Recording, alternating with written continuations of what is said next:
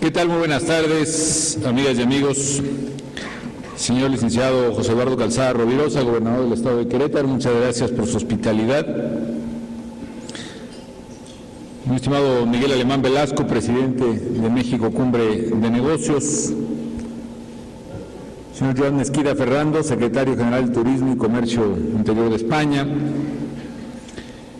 Señor Claus Desmatllá, presidente de Desmatllá, bienvenido, bueno, qué gusto verlo nuevamente, felicidades por esta organización. Distinguidos integrantes de la mesa de honor, licenciado Oscar Peralta, presidente de Canacintra del Estado de Querétaro, embajador Negroponte, estimado médico veterinario zootecnista Francisco Domínguez, alcalde de Querétaro, muy estimados asociados e integrantes del Comité Organizador de México Cumbre de Negocios, muy distinguidos invitados especiales, señoras y señores participantes, señoras y señores. En primer lugar, quiero agradecer y al propio tiempo felicitar muy sinceramente a don Miguel Alemán Velasco por la magnífica organización de este evento México Cumbre de Negocios, que año con año ha venido generando cada vez mayor prestigio, mayor seriedad en su organización, mayor realce de las personalidades que invita y mucho mayor interés, por supuesto, de la comunidad empresarial en nuestro país y de los inversionistas. Así que muchas felicidades, don Miguel, y muchas gracias por su invitación. Es un evento de clase mundial del cual México se siente muy orgulloso. En segundo lugar, amigas y amigos, quiero platicar un poco acerca de lo que es la temática de esta cumbre, cuáles pueden ser las prioridades hacia adelante, hacia una nueva era. Y primero que eso, platicar un poco del contexto que vivimos, de lo que hemos hecho, del lugar donde estamos y de lo que a mi juicio tenemos que hacer. Primero, el contexto es a nivel internacional. Hay una seria crisis internacional que nos ha tocado vivir, desgraciadamente, en estos años. Se dice fácil, pero en el 2009 vivimos la peor recesión económica que tengamos memoria, porque evidentemente siempre hay que decir, no, después de la crisis del 29, pero después de la crisis del 29, pues ninguno de los presentes se acuerda porque no la vivió. Es la peor crisis económica que le haya tocado vivir al mundo contemporáneo, emparejada con otra crisis muy importante que es la crisis mundial del precio de los commodities y de los alimentos. En la parte de la crisis económica internacional, yo veo básicamente tres puntos que son nodales. El estancamiento de la economía norteamericana y su problema fiscal, la crisis de la zona del euro por la insolvencia de varias de sus economías y lo que de alguna manera tiene que ver con todas las demás crisis, que es los desequilibrios a nivel global que se siguen presentando en la economía mundial, señaladamente la relación de China con otras economías. Es un problema complejo, pero la verdad es que los mexicanos y los latinoamericanos hemos sabido exactamente de qué se trata. Para acabar pronto, es lo que sabe un padre de familia o un dueño de una empresa. Y el problema se resume en lo siguiente: tú no puedes gastar más de lo que ingresas. Ese es el primer problema, que son los desequilibrios de carácter fiscal. Y cuando una economía, al igual que una empresa o al igual que una familia, gasta más de lo que ingresa y lo hace de manera permanente, pues simple y sencillamente va a quebrar. Y eso es exactamente lo que ocurrió en Grecia, y eso es lo que ocurrió en muchos otros países, y eso es lo que amenaza, lo que hace tambalear economías poderosas en Europa que no han podido resolver este tema. Eso es también lo que está haciendo tambalear o tropezar a las finanzas públicas norteamericanas, que tienen déficits verdaderamente asombrosos y cuya falta de solución sigue generando incertidumbre en el mercado mundial. Y para ello me parece que se requieren soluciones de fondo, que incluso en el caso de América Latina y de México ya enfrentamos esas soluciones. Ustedes recordarán, algunos de ustedes recordarán más bien, la mayoría no recordamos, pero nos enteramos, ¿no? En los 70s y los 80s, la mayoría de los países de América Latina pasamos por el mismo tipo de crisis económica. Gobiernos que gastaron muchísimo más de las posibilidades de ingreso de los países, gobiernos que endeudaron a nuestras naciones mucho más allá de su capacidad de pago, una crisis de deuda abrumadora de nuestros países que marcó que varios de ellos, incluyendo México, cayéramos en la insolvencia, y que esta necesidad de pagar esa deuda y de ajustar nuestras economías nos hiciera perder toda una década, y de ahí que los 80 se llamaran la década perdida de México y de América Latina. ¿Y cuál fue la solución a la crisis de deuda en América Latina, incluyendo México? Creo que en buena medida arroja lecciones para lo que debe hacerse en muchos países que tienen problemas de déficit de finanzas públicas. Cerrar esos déficits, que yo sé que implica un costo importante para la población. Cerrar esos déficits que implicó en los 80s que en México el precio de los bienes y servicios públicos, por ejemplo, casi quintuplicara su costo para la población. Cerrar esos déficits que implicó ajustes drásticos en el gasto público en todo el continente. Y segundo, un paquete de renegociación de la deuda que implicara un descuento claro para los acreedores, y que no es otra cosa que hacer que los acreedores reconozcan sus propios errores al tomar bonos, al tomar deuda, que ellos sabían que era simple y sencillamente impagable. Creo que eso a grandes rasgos ocurrió en América Latina. Tuvimos el respaldo en nuestro caso del gobierno americano con los llamados bonos Brady. Ellos permitieron que México renegociara su deuda con un descuento importante que le hiciera simple y sencillamente factible de pagar. Solucionando la deuda de México empezó una época distinta de crecimiento, y ese fue el caso de la mayoría de los países en América del Sur que tenían este mismo problema. Creo que en Europa lo que se requiere hacer es más o menos lo mismo. Sí tiene que haber un ajuste importante de economías que tienen déficit inmanejables, porque eso es incontrolable. Tú no puedes tener un déficit de 13% del PIB y suponer que no te va a pasar absolutamente nada. Tienes que pagar tarde o temprano. Y el país tiene que hacer ajuste, y también el banco o el acreedor que le presta a un país que tiene 13 o 14% de déficit no puede esperar que le rediman su bono a la par, como si nada hubiera pasado, como si se le hubiera prestado a un país con solvencia o una economía responsable. Y ese descuento que los mercados ya han realizado además en esos bonos tiene que ser cargado a los acreedores en una parte, y no sé si es el 20, el 30 o el 40%. Y esos acreedores, generalmente bancos, y tal vez aquí está el problema de fondo, hay países que tienen bancos acreedores importantes de deuda insolvente, que no quieren simple y sencillamente asumir su responsabilidad, tienen que hacerlo.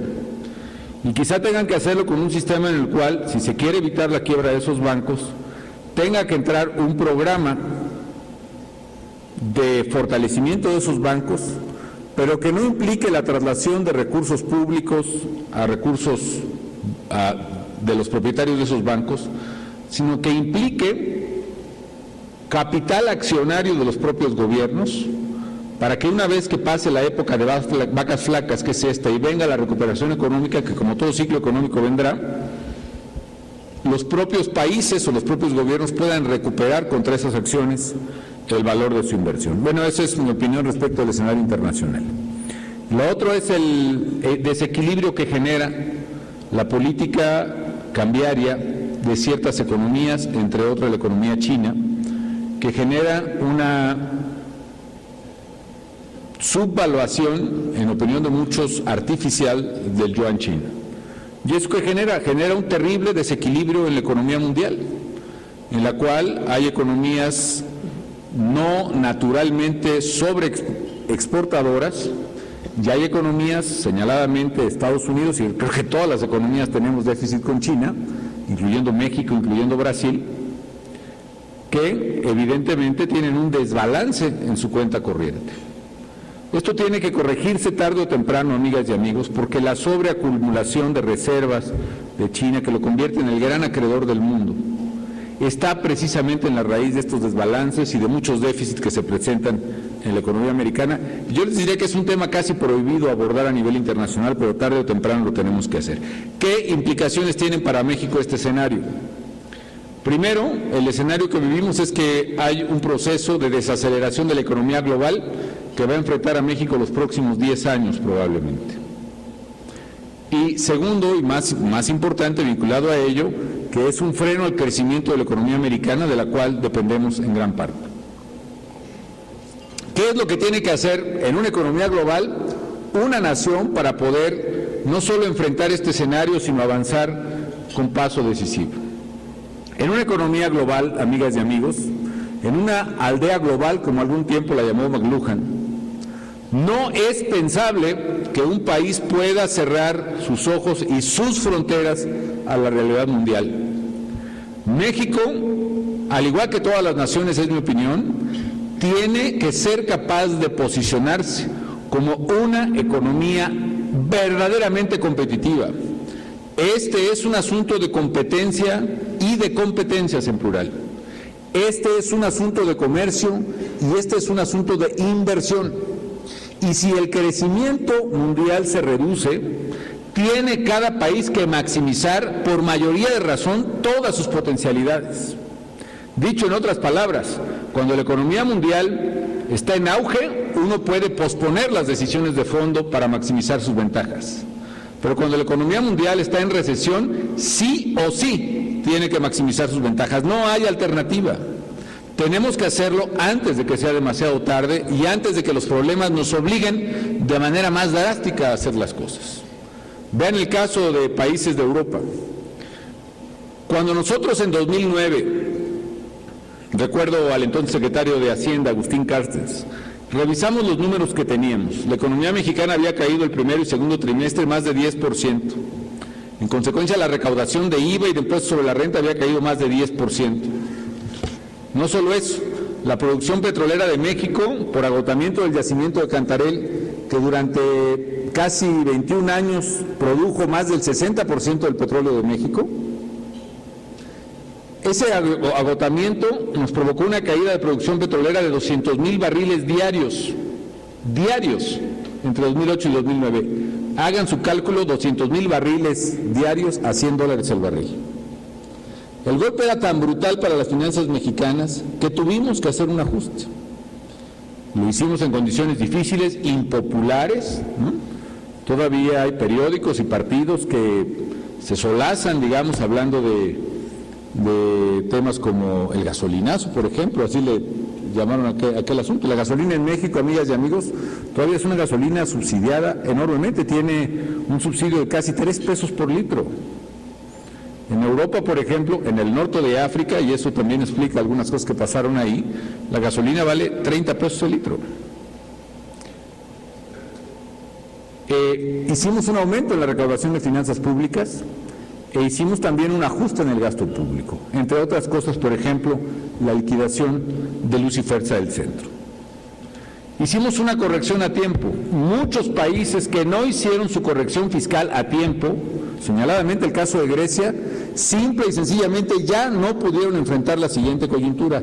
Es como ir en la carretera y uno ve el letrero que dice curva peligrosa adelante, pues uno le baja, ¿no? Y ya cuando pasamos nosotros, pues ves 3, 4 coches volteados en la curva. Y eso es lo que yo veo, digamos, en algunos países que no hicieron sus ajustes a tiempo. Y ahora yo pienso que ante este escenario de estancamiento mundial hacia el futuro, necesitamos hacer cambios más de fondo. Y si los hacemos, vamos a evitar que nos pueda sorprender un escenario internacional adverso. Sin embargo, amigas y amigos, México en este escenario no ha salido tan mal librado. Y no ha salido, entre otras cosas, porque hemos sabido hacer las mexicanas y mexicanos cosas que eran indispensables hacer. Y voy a relatar algunas de ellas. Si el nombre del juego es competitividad, si el nombre del juego es competencia, necesitábamos ser competitivos y para ello se requerían hacer varias cosas. Uno, mantener la cabeza fría y las finanzas públicas en orden. ¿Y eso qué significa? Ya he hablado un poco de eso. Evitar que el problema que están enfrentando varias economías del mundo, que es su desajuste fiscal, sus grandes déficits, no pusiera en peligro la viabilidad de México. Y eso hicimos. Hemos no solo mantenido en orden, sino incluso reduciéndose el déficit fiscal de México. De acuerdo con la ley, por ejemplo, el déficit fiscal que yo propuse al Congreso de la Unión es de 0.2% del PIB, 0.2%. El Congreso, a la hora de aprobar la ley de ingresos, que ahora está en revisión en el Senado, lo movió casi a 0.4%, pero el hecho es que es un déficit manejable. Y allí, aún incluyendo la inversión de Pemex, que de acuerdo con la ley no se contabiliza en ese déficit, el déficit llegará al 2.4%, verdaderamente razonable. Compárenlo con el déficit promedio de la OCDE, que es de casi 7% en promedio. Segundo, si estos desajustes o estos desequilibrios internacionales ponen en peligro los pueblos, nosotros tenemos finalmente un acervo de reservas importante que nos permite hacer frente a cualquier contingencia. Hoy tenemos casi 139,000 millones de dólares de reservas en el Banco de México, más una línea de crédito de 72,000 millones de dólares en el Fondo Monetario Internacional, lo que nos permite hacer frente a cualquier contingencia cambiaria con más de 200,000 millones de dólares disponibles, además de tener un tipo de cambio flexible. Eso, amigas y amigos, es una verdadera fortaleza en este mercado turbulento, en estas aguas turbulentas del mundo del ámbito internacional. Tercero, una fortaleza también es la fortaleza de nuestro sistema bancario. Si en Estados Unidos la crisis de 2009 empezó en el sector financiero, en la quiebra de instituciones enormes, como que empezó con Lehman, pero siguió pues una secuela enorme. Si el problema hoy en Europa es la vulnerabilidad de ciertos bancos que inhibe a varios gobiernos tomar soluciones y decisiones y soluciones de fondo, hoy en México el sistema bancario no es parte del problema, es parte de la solución. Y si los países europeos, por ejemplo, no alcanzan algunos a cubrir los requisitos de Basilea, los criterios de Basilea, de 8% de capitalización de sus bancos, en México el promedio de capitalización de los bancos mexicanos es 17%, más del doble que el criterio internacional de Basilea. Eso hizo, por ejemplo, que aún en medio de la crisis de 2009, los bancos mexicanos siguieran prestando y funcionando bien. ¿Qué otra cosa hicimos que, anticipo mi conclusión en esta parte, incrementó la competitividad de México? Desregulamos la economía. En 2010, amigas y amigos, le dije a los miembros de mi gabinete, necesito que me enlisten las leyes o los decretos que ustedes necesitan para su trabajo diario, no más. Háganme su equipaje de mano para trabajar en las secretarías. Díganme cuáles leyes son indispensables, cuáles decretos o cuáles circulares son indispensables para ustedes. Y las que no funcionen para eso, ni las tomen en cuenta. Y de las que no se acuerden, pues ya no traten de acordarse, punto, no las necesitan, ¿no? Y con eso, amigas y amigos, hicimos una jerarquización regulatoria y eliminamos en 2010 16,000 normas en México a nivel federal, circulares, oficios, reglamentos, etcétera. Muchas de ellas, por cierto, según percibí, que habían surgido por presión de sectores económicos específicos, por presión al gobierno que obligaba a regular un segmento para proteger pues una empresa o una industria determinada. Y derogamos esas 16,000 reglas y México se desreguló. Hicimos mejoras también del ámbito regulatorio. Por ejemplo, todos ustedes que han fundado una empresa, pues recordarán cuando la fundaron, cuál era el procedimiento. Pues había que ir primero a Relaciones Exteriores a pedir permiso para fundar la empresa. Luego había que volver con el notario. Luego el notario había que ir a Hacienda para darla de alta. Y luego al Seguro Social. Y a Comercio, ahora a Secretaría de Economía. Y luego volver a Relaciones Exteriores a pedir permiso para el nombre de la empresa. ¿Por qué razón? Pues también quién sabe, pero había que hacerlo, ¿no? Cuando yo llegué a la presidencia, amigas y amigos, me encontré incluso con cosas asombrosas. La base de datos, el software de la Secretaría de Hacienda era incompatible con el software del Seguro Social. Es decir, no había intercomunicación informática ni siquiera en las dependencias del gobierno federal. ¿Qué hicimos? Hicimos una mejora regulatoria, también informática, y hoy se puede hacer en el portal de tuempresa.gov.mx todos los trámites para crear una empresa, por lo menos los trámites federales, en la oficina del corredor público o del notario en menos de 2 horas, lo que antes llevaba varios meses. ¿Qué otra cosa hicimos? Una baja arancelaria importante. Muchos países del mundo, en el temor de la crisis, se decidieron proteger sus economías, cerrar sus economías. ¿Y qué fue lo que pasó? Subieron sus aranceles o sus barreras no arancelarias. En México hicimos totalmente al revés eso. En lugar de subir nuestros aranceles, nosotros bajamos nuestros aranceles del 12% en promedio al 5% en promedio. ¿Por qué razón, amigas y amigos? Porque estamos absolutamente convencidos de que si queremos que México sea competitivo, tenemos que fraguarnos en la competencia. Tenemos que entrenarnos en la competencia. Y no solo eso, la competencia en el mundo global es por inversiones y proyectos. Y teníamos que ser la economía que atrajera las mejores inversiones y los mejores proyectos para sí. Si, por ejemplo, queríamos asegurar la producción electrónica en México, necesitábamos que el que produjera cualquier aparato electrónico en México tuviera acceso a los insumos de cualquier parte del mundo que necesitara y los tuviera al costo más bajo y con la mejor calidad. Desde una televisión, pantalla plana o de 3D, o de HD, perdón, o de tercera dimensión, hasta un teléfono celular. Hoy es México quizá el primer productor de teléfonos celulares en el mundo. El 65% de los Blackberries de toda la Tierra se produce en nuestro país. Y si queríamos competitividad necesitábamos más competencia, no menos. Y eso hicimos. Bajamos con una gran resistencia de algunos sectores los aranceles. ¿Y qué ha ocurrido, amigas y amigos? Hoy México es más competitivo. Hicimos también algunas reformas importantes, menciono 3 o 4 de ellas. La reforma al régimen de pensiones de los servidores públicos, al pasar del sistema tradicional solidario que se llama el Pay as you go al sistema de cuentas individuales, México se ahorró 30% del Producto Interno Bruto en ingresos públicos. Es decir, una reforma quizá 5 veces más importante que la más maravillosa reforma fiscal que a ustedes les platiquen, con lo cual le dio solidez a las finanzas públicas. ¿Qué más hicimos? Inversión en infraestructura. ¿Eso qué significa?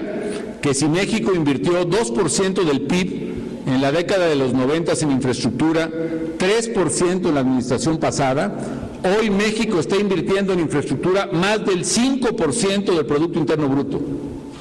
Estamos hablando, amigas y amigos, de que cada año invertimos los mexicanos más de 50,000 millones de dólares en proyectos de infraestructura, desde plataformas petroleras en aguas profundas hasta carreteras. La mayor inversión en toda la historia del país, con lo cual se eleva también la competitividad de la economía. Un ejemplo que me gusta poner es el Arco Norte, por ejemplo, que permite ir desde aquí, Querétaro, hasta Puebla, sin pasar por la Ciudad de México y reduciendo considerablemente el tiempo. Y algo muy importante, amigas y amigos, que es la inversión en la gente, en calidad humana, en el factor humano. A mí no me gusta decir capital humano, prefiero pensar en las personas como tales, en valor humano, déjenme decirlo. ¿Y eso qué significa? Invertir en salud e invertir en educación, en vivienda. En salud, ¿qué hicimos? En salud, sobre todo con el Seguro Popular, hicimos que si en el 2000 45 millones de mexicanos tenían acceso a un seguro médico para él y su familia, hoy ya son 103 millones de mexicanos que tienen acceso a un seguro médico, lo cual implica, amigas y amigos, que estamos por alcanzar en México la cobertura universal de salud. Esto se dice fácil, pero no lo es. No hay o hay muy pocos países en desarrollo que hayan alcanzado cobertura universal de salud. E incluso hay muchos países desarrollados que no han alcanzado esa cobertura, incluyendo Estados Unidos. Estados Unidos no tiene servicio médico para todos sus habitantes. No tienen todos los americanos garantizado un seguro médico. En México estamos a punto de alcanzarlo. Claro, eso implicó quintuplicar el presupuesto del Seguro Popular en 5 años. Eso implicó construir, además de esta quintuplicación del Seguro Popular, más de 1,000 hospitales y clínicas nuevas en 5 años, ampliar otras 2,000 en el país y hacer la mayor obra de infraestructura que se haya registrado en México. Y el otro factor clave, amigas y amigos, ha sido invertir en educación, sobre todo educación de los jóvenes y sobre todo educación tecnológica. En estos 5 años se han creado casi 100 nuevas universidades desde cero, desde Greenfield, como dicen los americanos. Y hemos construido campus nuevos para otras 50 más. Y además hemos construido casi 1,985 para ser exactos, casi 1,000 bachilleratos, la mayoría de ellos tecnológicos en el país. ¿Eso qué nos da, amigas y amigos? Que hoy en México se están graduando cada año 121,000 ingenieros o técnicos del sistema educativo mexicano. 121,000. Es decir, más ingenieros y técnicos ahora en México por segundo año consecutivo que en Alemania, que en Canadá o que en Brasil. Y eso implica, incluso solo a nivel de ingeniería, sin contar los técnicos, que en México se gradúa casi el doble de ingenieros por cada 100,000 habitantes que los que se gradúan en Estados Unidos. Naturalmente eso le da competitividad a las empresas y además empleo a los muchachos. ¿Por qué razón? Porque las empresas que necesitan alto conocimiento tecnológico, como son las empresas que se están instalando en Querétaro, por cierto, cuentan ya con una provisión de técnicos e ingenieros que las hace las más competitivas del mundo. Estas reformas, ¿qué le trajeron para México en materia de competitividad? Lo hicieron más competitivo. Concretamente para AlixPartners, por ejemplo, México es el país con los costos de manufactura más competitivos en el mundo para exportar a Estados Unidos.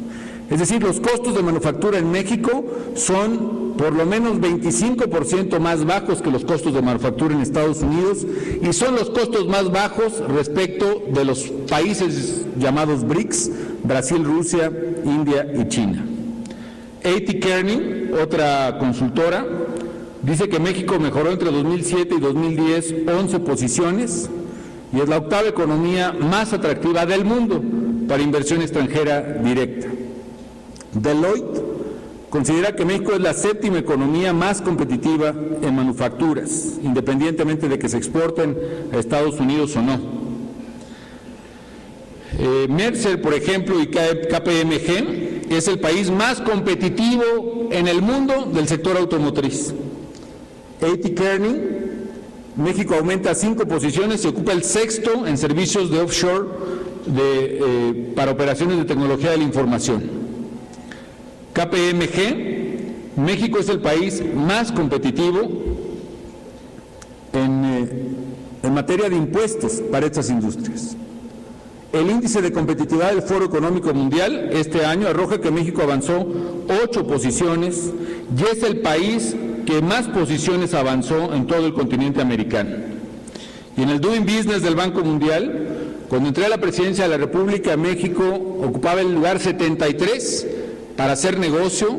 El año pasado avanzó hasta el 35, por adelante de toda América Latina y por adelante de los países BRICS. Y ahora, todavía este año, aunque con una nueva clasificación que considera otros factores, avanzamos una posición más. Un último dato, amigas y amigos, de competitividad de México. Hace algunos años México tenía menos del 10% del market share de importaciones de Estados Unidos. Las exportaciones mexicanas crecieron de manera tal que este año llegamos a casi el 13% de la proporción de mercado de las importaciones americanas. Y bueno, la última parte de lo que yo quería comentarles es qué tenemos que hacer para que México sea más competitivo. Porque tenemos que serlo. No tenemos el nivel de crecimiento que necesitamos y que deseamos. Y en una economía global, la única alternativa es que los países seamos más y más competitivos. ¿Qué tenemos que hacer? Desde luego hay que preservar la estabilidad económica. No es condición suficiente, pero sí es condición necesaria para poder prosperar. Segundo, tenemos que acelerar aún más el tema de formación de técnicos e ingenieros en el país, con un alto énfasis en calidad educativa, particularmente en inglés y matemáticas. Cuarto, tenemos que seguir el apoyo a la infraestructura nacional.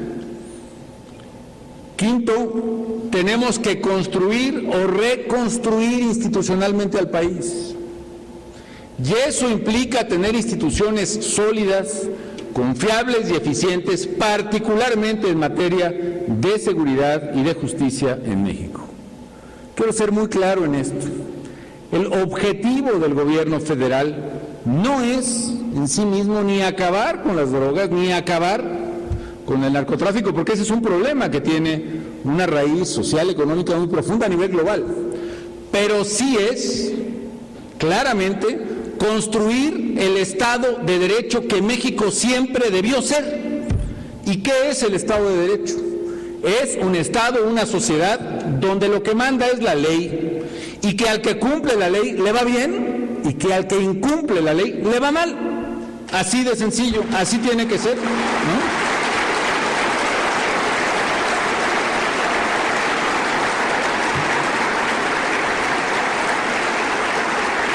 Muchos países, la gran diferencia en grandes y pequeñas economías radica en el grado de cumplimiento de la ley de sus habitantes. Robert Barro, por ejemplo, un economista de la Universidad de Harvard, hizo un estudio muy importante en el que demuestra que si hicieran dos categorías de países, países donde se cumple la ley y países donde no se cumple la ley, la diferencia en la tasa de crecimiento económico demostrable históricamente es en promedio 2% del PIB. Es decir, crecerían las economías que tienen problemas de cumplimiento de la ley, del law enforcement, 2% del PIB más que lo que crecen ahora, y ahí yo creo que incluiría a México. Y por eso es vital, amigas y amigos, darnos las instituciones que merecemos.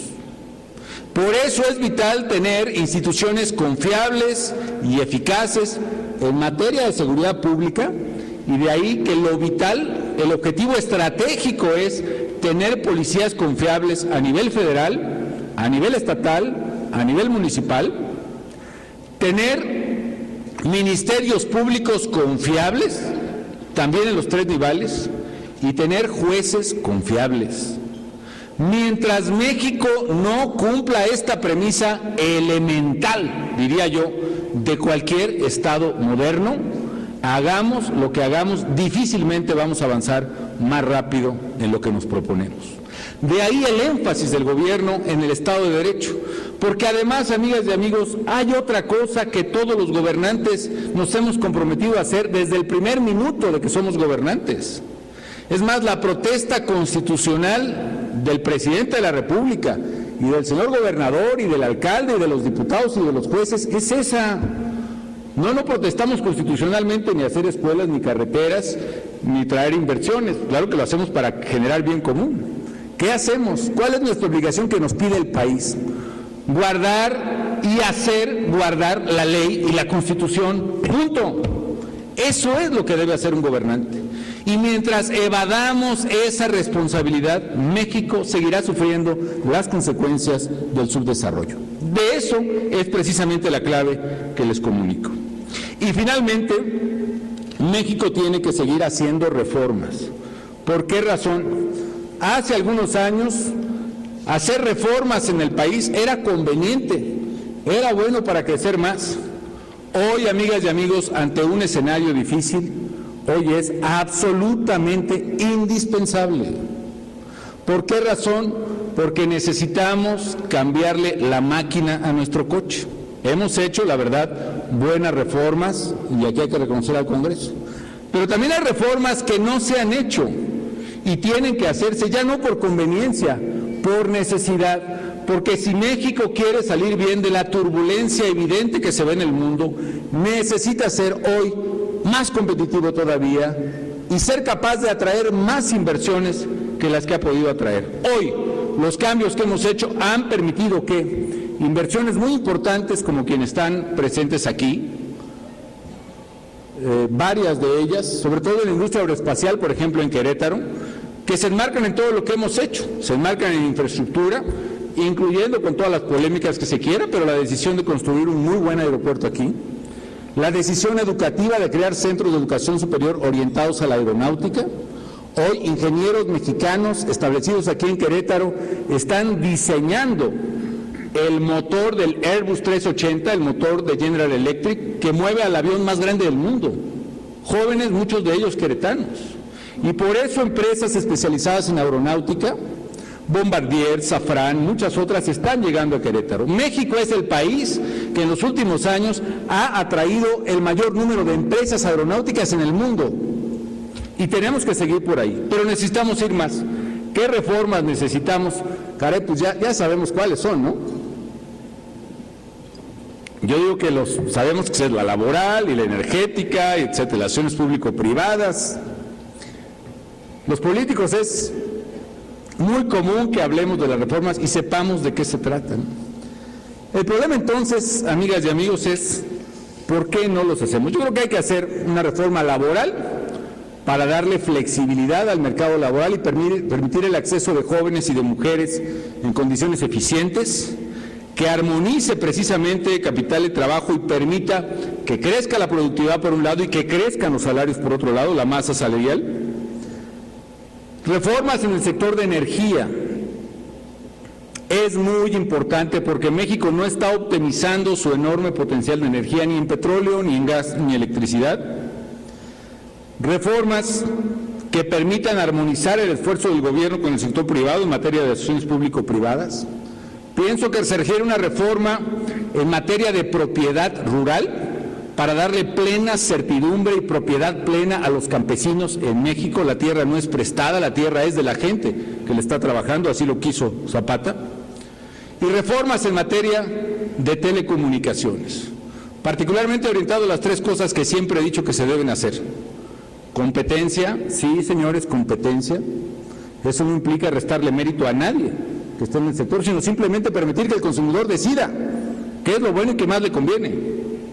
Convergencia tecnológica, México no puede seguirse rezagando en la tecnología más importante, y cobertura, no puede haber más mexicanos excluidos de la cobertura, sea telefónica o sea de internet.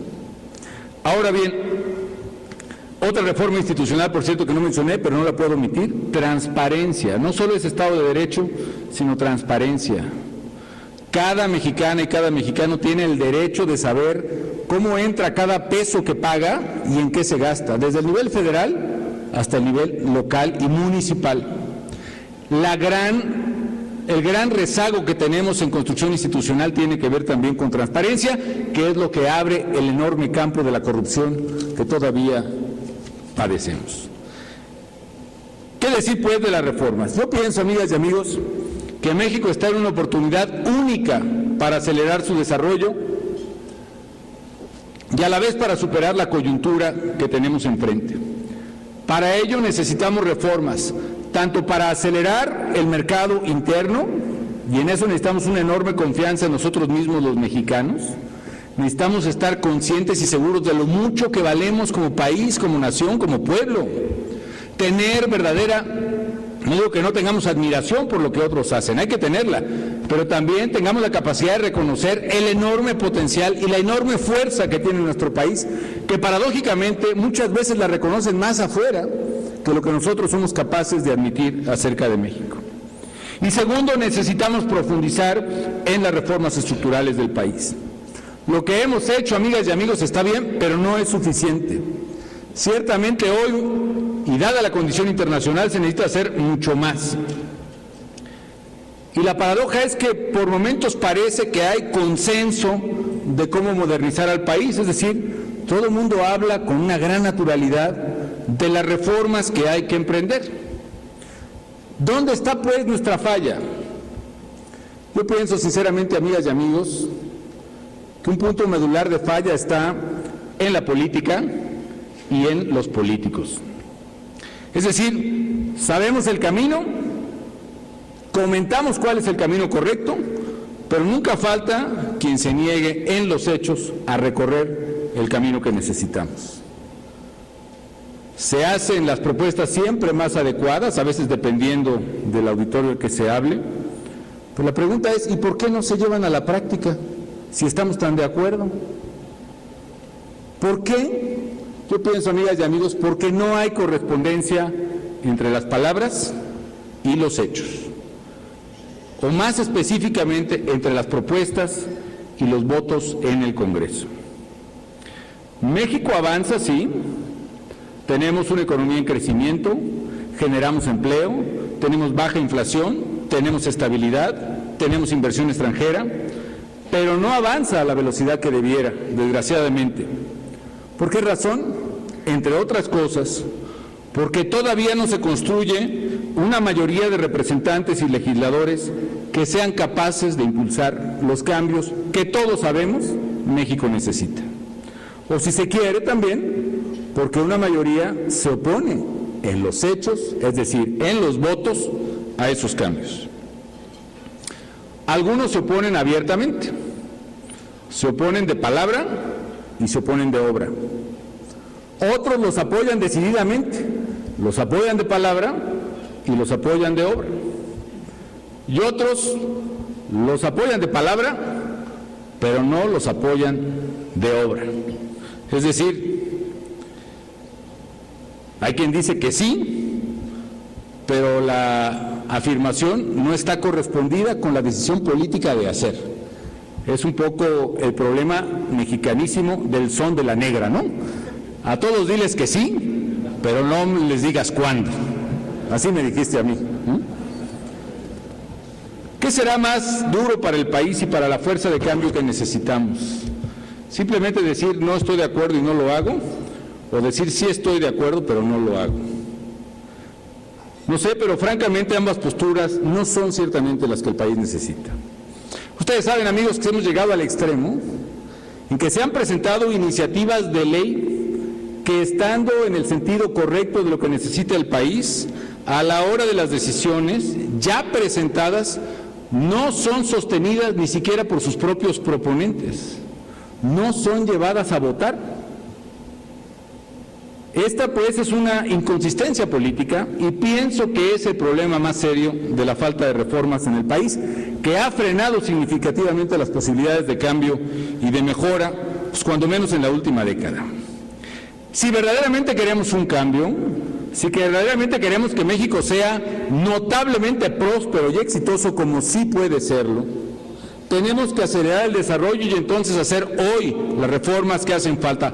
Hoy sobre todo, porque México puede hacerlo y conducirlas, y no como otros países que las circunstancias adversas se las están imponiendo. ¿Qué tal Grecia, que pudo hacer reformas para cerrar su déficit, y en cambio ahora tiene que hacerlas reduciendo las pensiones de sus jubilados, corriendo a sus empleados, reduciendo los salarios públicos y eliminando las becas educativas? Podemos hoy hacer reformas que sean capaces de ser conducidas. Mucho se habla de Brasil, yo tengo una enorme admiración y estima y afecto por el presidente Lula, que creo que dio una extraordinaria charla el día de hoy. No alcanzamos a saludarlo desgraciadamente al entrar, ¿no? ¿Dónde se dio el cambio fundamental en Brasil? Pienso que hay muchos cambios allá, pero uno medular, por ejemplo, fue cuando el presidente Fernando Henrique Cardoso, a finales de los 90s, decidió cambiar a Petrobras, que no sé si les suena familiar, pero era una empresa pública, de muy difícil manejo, muy poco productiva, etcétera, etcétera. Y Petrobras la cambió, permitió capital accionario, permitió inversiones privadas, permitió también que hiciera joint ventures con empresas especializadas. Y la verdad es que hoy Petrobras ha casi cuadruplicado su producción petrolera mientras México la redujo. Si estamos de acuerdo en esos cambios, por ejemplo, como los que tuvo Brasil y concretamente esta empresa, revisemos por qué entonces la iniciativa que presenté, pues no fue aprobada en parte, y creo que son buenas, pero no en cosas medulares. Por ejemplo, ya no digamos que se permitiera que Pemex tuviera asociaciones estratégicas con Petrobras u otras empresas exitosas para producir petróleo y gas. Ya no digamos que se les permitiera refinar petróleo. Vaya, ni siquiera se permite que construyan ductos para transportar gasolina. Eso sí, sí se permite, esta es otra de las paradojas mexicanas, sí se permite que la gasolina se transporte por pipas, que es yo creo que 10 veces más caro que transportarlas por ducto, por privados, pero no se permiten los ductos, lo cual retrasa enormemente la logística de distribución de Pemex. Si hay tan buenas intenciones, si hay tan buenas evidencias de estos cambios, creo que es el momento de hacerlos y es momento de sostener coherentemente las buenas ideas con las buenas decisiones en el Congreso. Si todos estamos de acuerdo, pongo otro ejemplo, en una reforma laboral, es tiempo de que el Congreso apruebe ya la iniciativa que varios partidos que podrían integrar mayoría ya han presentado y que está hace rato, lo sabemos, consensada. ¿Por qué no se aprueba? Nuevamente, porque falta consistencia entre las palabras y los hechos. Si estamos de acuerdo en la importancia de la inversión privada en infraestructura del país y ha sido tan exitosa, ¿por qué no se aprueba la ley de asociaciones público-privadas que presenté hace más de 2 años al Congreso de la Unión? Yo quiero hacer un respetuoso llamado, amigas y amigos, a los partidos políticos en el Congreso. Un llamado para que entendamos con sentido de vital importancia, de urgencia, los cambios que México necesita y que los cumplamos en la realidad. Sí se puede tener una economía próspera, que crezca mucho más de lo que ahora crece y que genere más empleos de los que ahora tenemos. Sí se puede tener un México ganador, como siempre lo he propuesto y en el que siempre he soñado.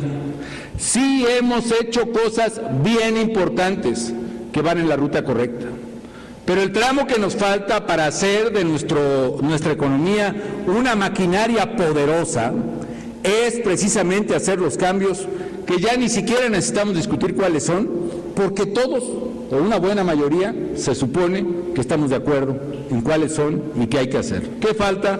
Simple y sencillamente, pues que los hagamos.